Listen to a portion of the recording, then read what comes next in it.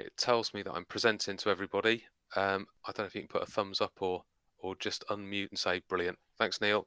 Thank you, Mark. So basically, the NCCE is the National Centre for Computing Education, and almost 2 years ago now, there were bids being written for um, who would be able to deliver the the National Centre for Computing Education, because it's a digital thing as well as being a physical entity, and a consortium of um, Raspberry Pi and STEM Learning and the BCS won the bid to deliver the National Centre for Computing Education. So there's roughly £84 million worth of funding was used from the government to set up this national centre. And the first question is exactly that: who is the National Centre for Computing Education? And I'm not exactly sure how this will run over the Google Meet, but there is a video on on the Teach Computing website. So teachcomputing.org is the website, and this video here is really good at explaining how it all came about. So we had a position where we had IT being run in schools, and it wasn't really doing the job that we wanted it to do. Um, the government felt that it was teaching people how to use Word and how to use PowerPoint and how to use Excel and use the software that was being given to them. And as valuable as that is, it didn't give them the underlying skills to be able to write Microsoft Word or to write Excel or to know how to develop computer systems from the ground up. So what the government did is they disapplied the ICT national curriculum 8 years ago now in 2012, and they said we're going to set up a brand new computing curriculum that will take into account all of the things that we had in the past, and also um, the skills that you will need in order to run um, in order the skills that you would need in order to develop computing systems. Now, the video is really good. It gives a really good background. I'm not going to display it now. We're not going to play it now. But if you do get a chance, it has Simon Peyton-Jones from Microsoft Research explaining how the curriculum has come about. But what we want is we want people to be able to solve problems. We want people to be able to um, deliver computing systems for the 21st century as it is now. We don't just want people to be able to take on board software from other places and use it.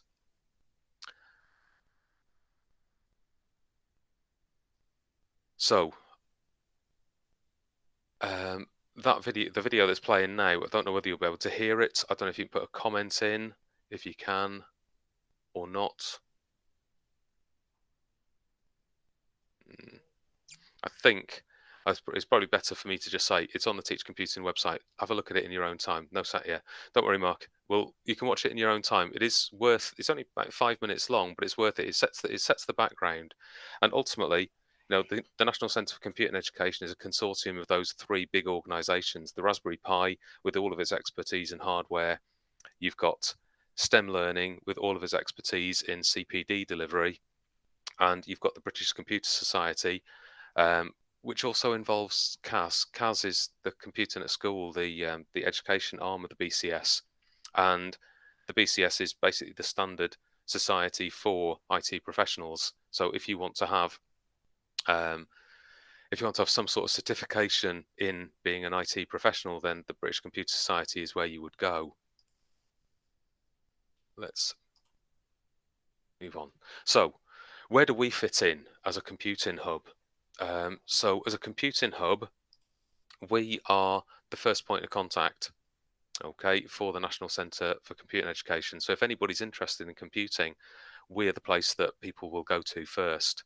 Now, all of us have got the aim of improving the expertise of teachers from Key Stage 1 all the way through to Key Stage 4, and I suppose Key Stage 5 as well. If you include the work of the National Centre, including the Isaac Computer Science as well, what we want to do is we want to make sure that everybody has got the skills, every teacher has got the skills to be able to teach computing effectively from Key Stage 1 all the way through to Key Stage 4 and A-level. Okay, the curriculum has massively changed For those of you that are teaching computing at the minute, you'll know that. And what we want to do is not just have the subject knowledge, but also to have the correct pedagogy that will allow the computer science curriculum to be taught effectively to make sure our pupils get the best from it. We are here to support all schools and colleges, and the way that we do that is through advice. You can come to us and we can give advice, but one of the main bits of advice that we would give is to sign up for courses. Now, the CPD courses that we run are remote at the minute. Eventually, they'll get back to face-to-face. When we started this back in the autumn of 2019, we were running face-to-face courses, and it was nice to get people in the room and deliver courses to them and make sure they had a good experience. When Easter came last year and we weren't able to run those face-to-face courses, STEM Learning changed the courses to be remotely delivered, and all credit to them, they managed to change the face-to-face courses into a format that would work really, really well. They use Adobe Connect, and the remote courses are maybe not as good as the face-to-face courses. However, they allow people to access the facilitator and have a live session that allows them to understand the content of the course just as well as they possibly can under the current circumstances. We have a local CAS community, so there are primary communities and secondary communities, and those primary and secondary communities are there to support the role of the Computing Hub and try to allow people access to expert advice as and when they need it. The current contract that the government has put out for the National Centre for Computing Education is until August 2022. However, I can't see that will stop, and it will just continue. The National Centre for Computing Education will continue as long as there is a need for people to be trained up in computing education, and that will probably be forever, much in the same way that there are professional organisations in lots and lots of other subjects. Our region is this. So we've got us in Darlington, but we also cover Hartlepool, Stockton-on-Tees, Middlesbrough, Redcar and Cleveland, and the south of County Durham. So there are other computing hubs, and there's about 40 computing hubs across the country, each covering a specific region. So a little bit further north, in the northeast as well, we've got a computing hub in Gateshead that covers the north of County Durham, and then Gateshead and Newcastle, and they cover some of Cumbria as well.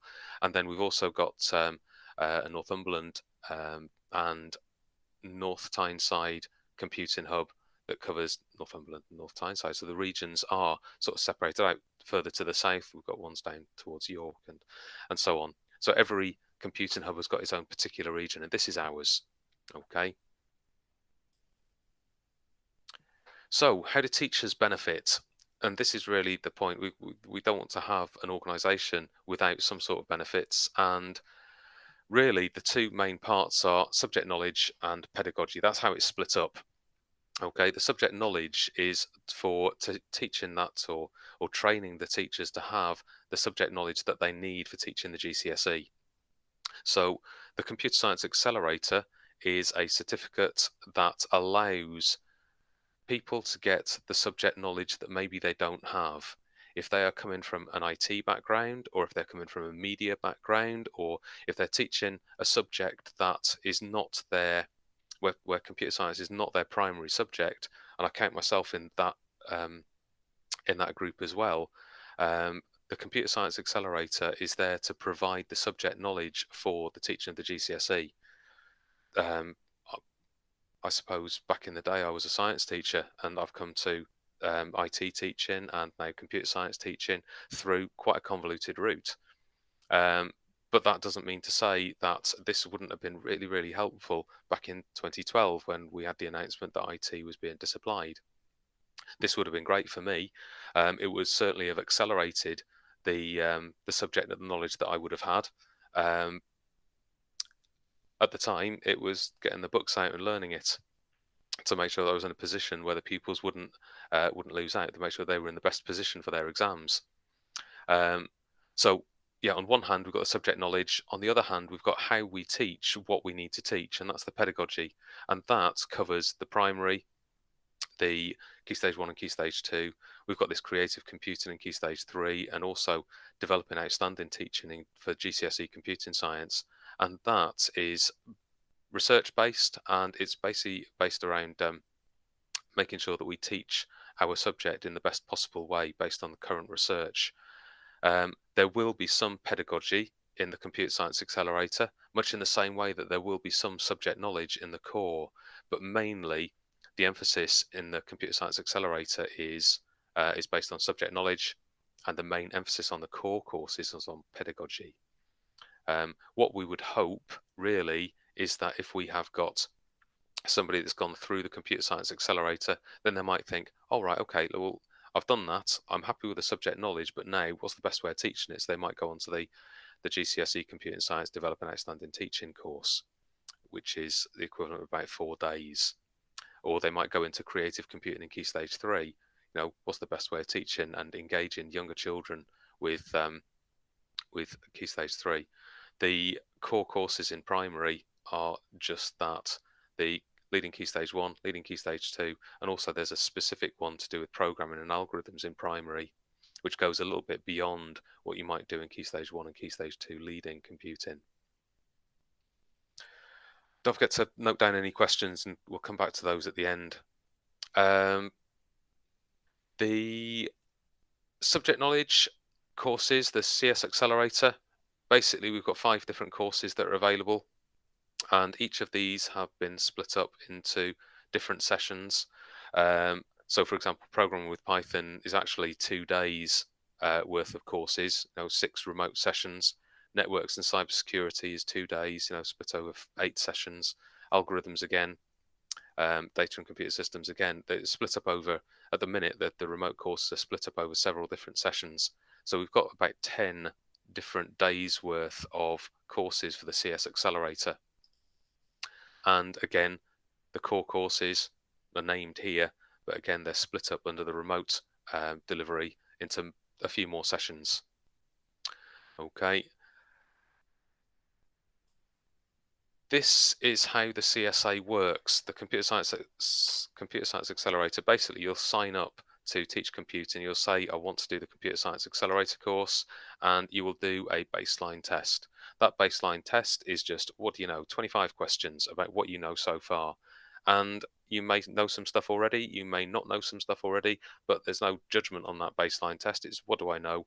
And it allows you to go on to one of these courses or multiple of these courses, depending on where your weaknesses are. So the baseline test identifies strengths and weaknesses so that you can identify where you think you're best spending your time.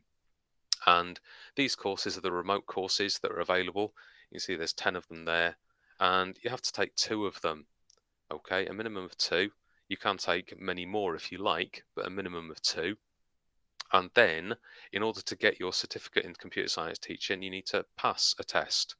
So I can't remember exactly off the top of my head how many you need to get. I think it's 21 out of 25 questions you need to get right.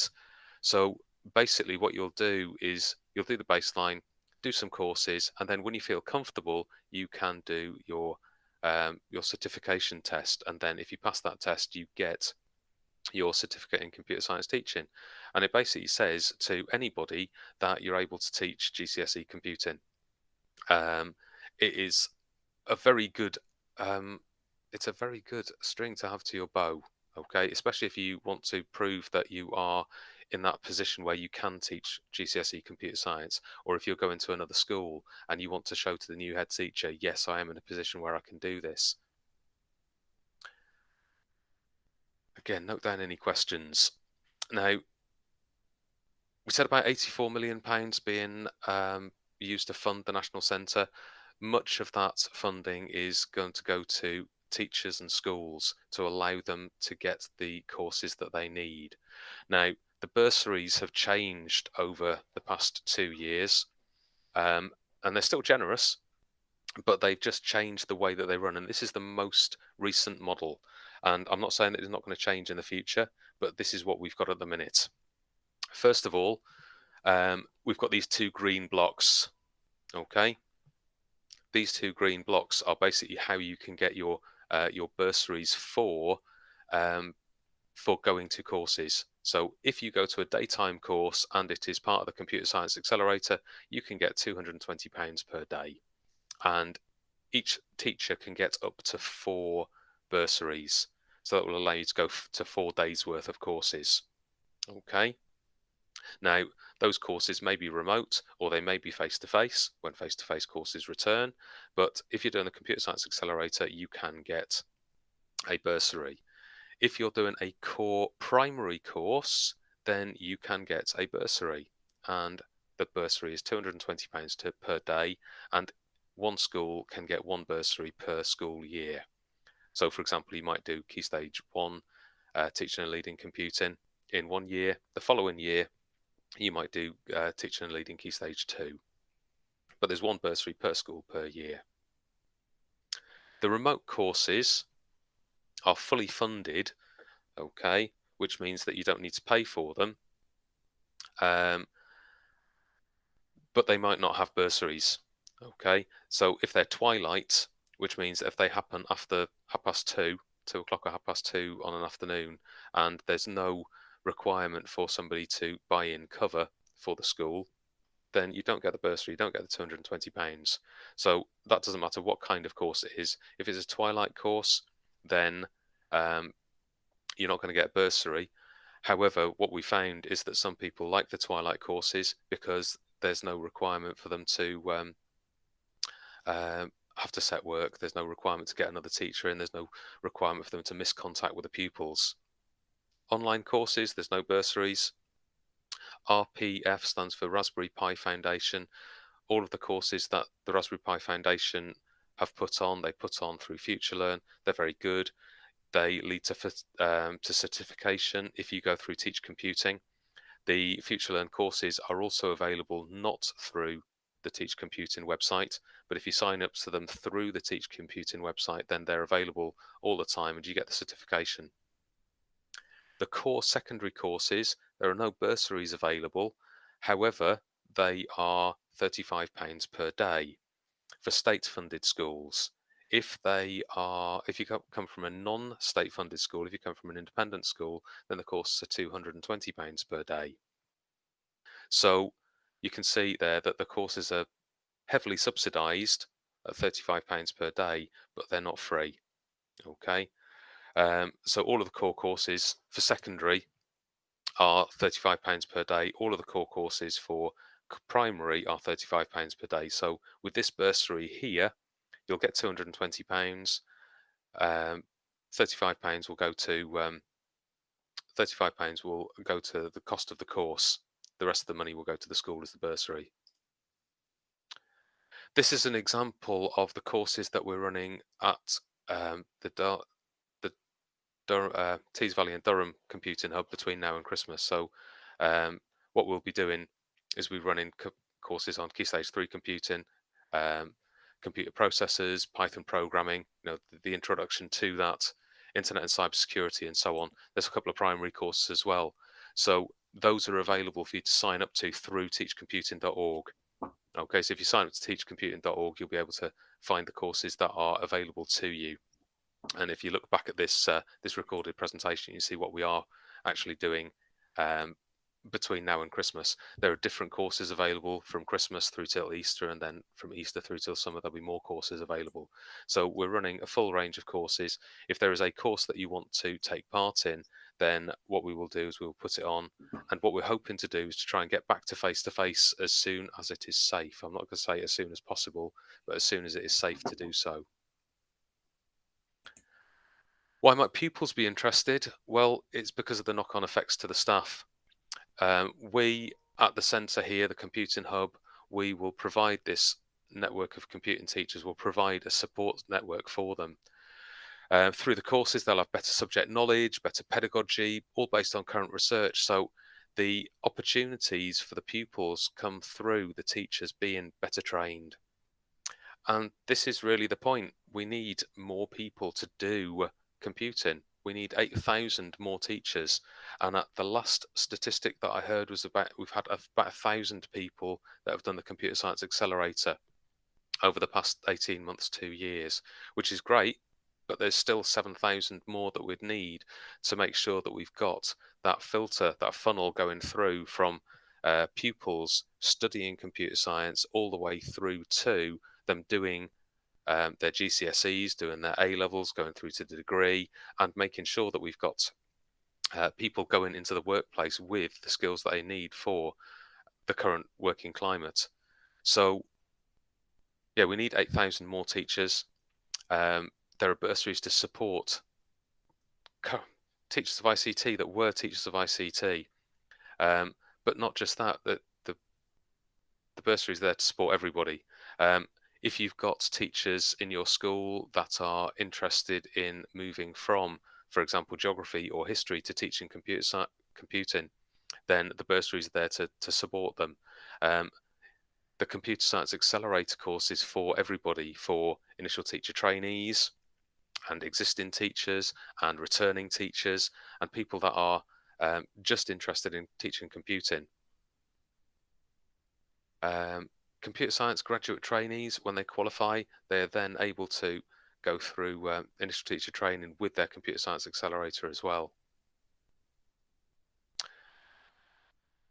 So this is a little diagram to just summarize what I've just said. Basically, the National Centre for Computing Education lends its support to the computing hubs, who lend their support to the teachers, who lend their support to the pupils. And really, this is the reason why I do what I do.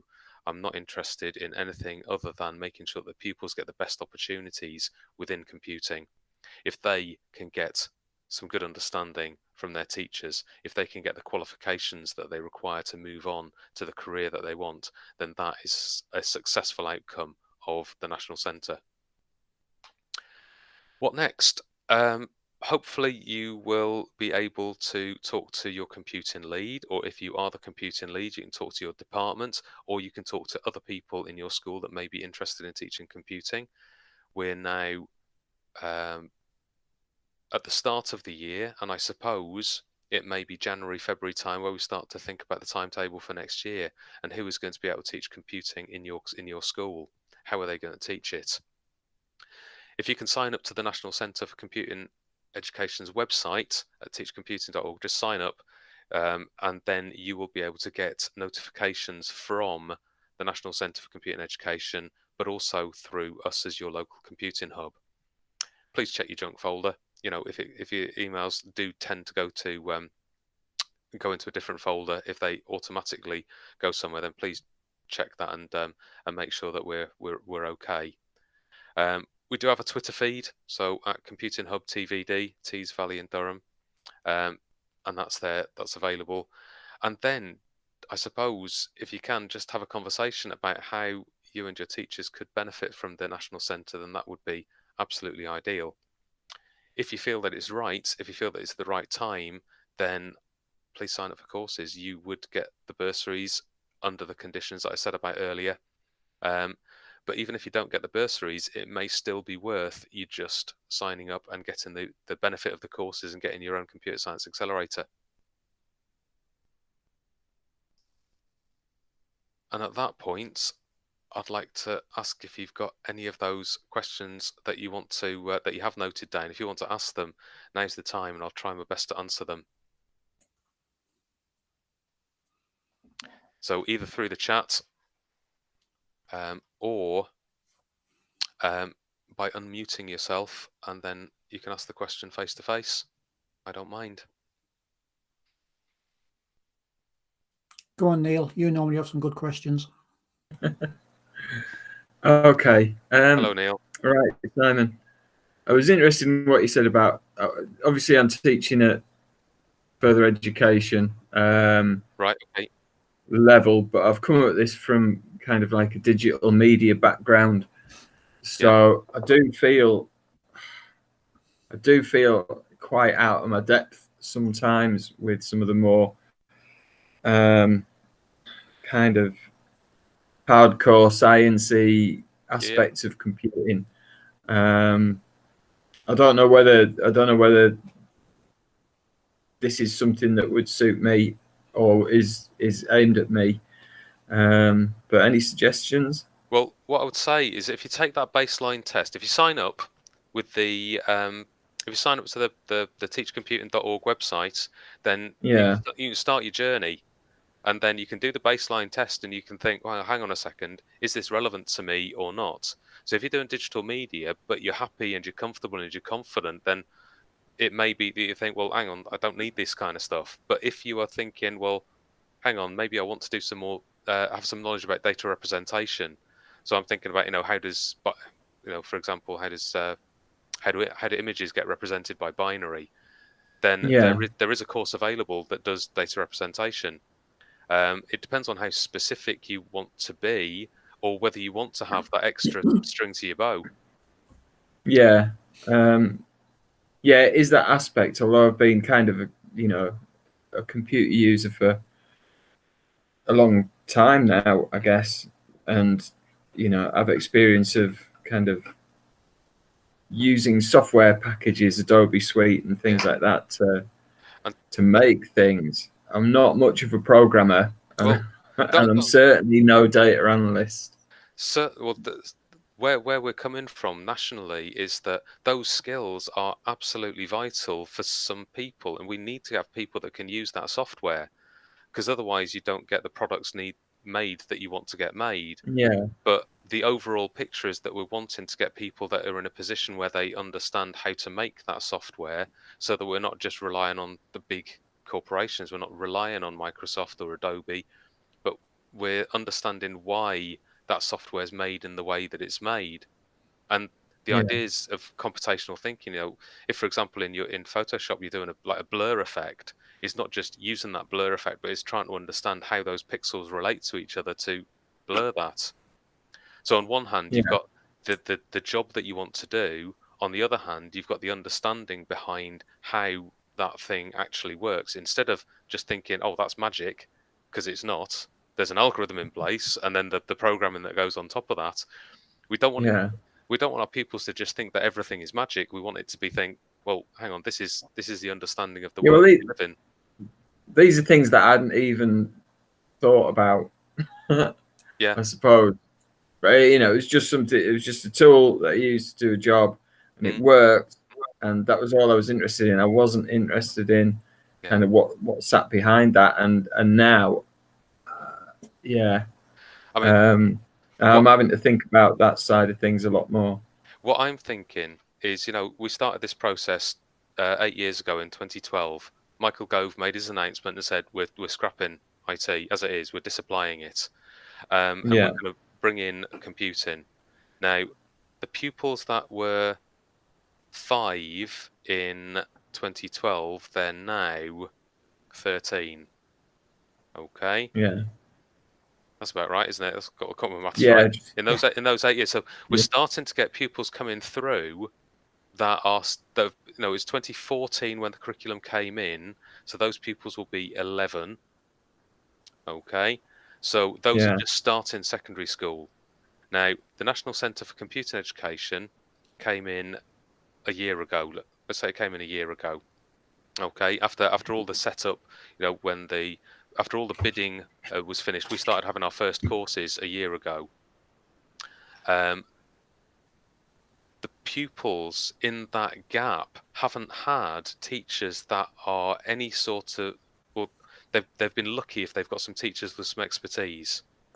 Okay, I know that when that yeah, announcement came in 2012, I got the books out and I started to learn Python, and I learnt it from a book. And I don't think that was particularly best. I don't think it was particularly efficient. However, I've done it. Okay, I feel comfortable now. I teach A level, and it's not a problem.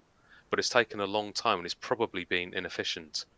Now, with the support of the National Centre, there's this opportunity to just make the whole process that little bit more supportive. Because certainly I didn't feel the support at the start, and it was organisations like Computing at School that has sort of developed into this, National Centre. Because Kaz is still really, really involved in the National Centre. There wasn't the support back then. There yeah, wasn't the support for teachers. There certainly wasn't the support for pupils, unless you were lucky. If you were lucky, you had a teacher that was interested, and they would have done that. Whereas now we've got the opportunity where right from reception year and year one, pupils are going to have teachers that are better supported to teach the computing curriculum that is there. Right now, my Key Stage 3 starts with Key Stage 2, because sometimes we're still not quite there yet, and the pupils haven't got that security in what they understand from Key Stage 1 and 2. So therefore, when they come into Key Stage 3, they don't necessarily have everything that they need there. Yeah. But going back to your original point, I would go and research it a bit more. I mean, the 2 days worth of courses, it may be just the thing that triggers, yeah, I could do this. Okay, and then you'd be able to add in your understanding to what you're teaching already. Yeah. Are we able to claim that bursary that you mentioned earlier? If you are a teacher, and I will have to double check this because I know the further education is, because some further education establishments don't require teaching stuff with QTS. I don't quite know how that works. I'll have to double check, but the bursary would allow you to access the course. I will come back to you, Wayne. Yeah, please. Yeah, I will come back to you. Yeah, that's fine. Cheers. I think, if there's a possibility that you're going to be teaching GCSE in your establishment, I don't see why you shouldn't be able to get that bursary. If you're doing that's unlikely. Yeah. Certainly what I'll do is I'll ask the question and I'll come back to you. Thank you. All right. Anybody else got any questions for Simon while he's here? I'm sure he needs to have got a busy day like we all have at the minute. If not, then thank you very much, John. Thanks, Mark. Thank you, John. Thank you, Mark. That really good, really good. Thank you very much, Simon, for give us that overview of the computing hub and the role that it's played and what's available, the support that's available, and now more than ever, I think the focus will definitely shift back to computing and back to those digital skills that not just the students but the staff need as well, and I think that will over the next few years I can see a focus being shifted in computing and IT being back where it belongs again. Thank you very much, Wayne. Thanks for inviting me to present to you today. Thank you. Thanks again. Not a problem. Thank you very much. Thanks, Simon. Thanks, Brian. Thank you. Catch you. Thank you. Thank you. Thanks very much for that, Simon. No problem at all. I'm going to head off now, if that's all right, and I shall catch up with you at the next meeting, whenever that is. Yeah, we've got a date that's come through.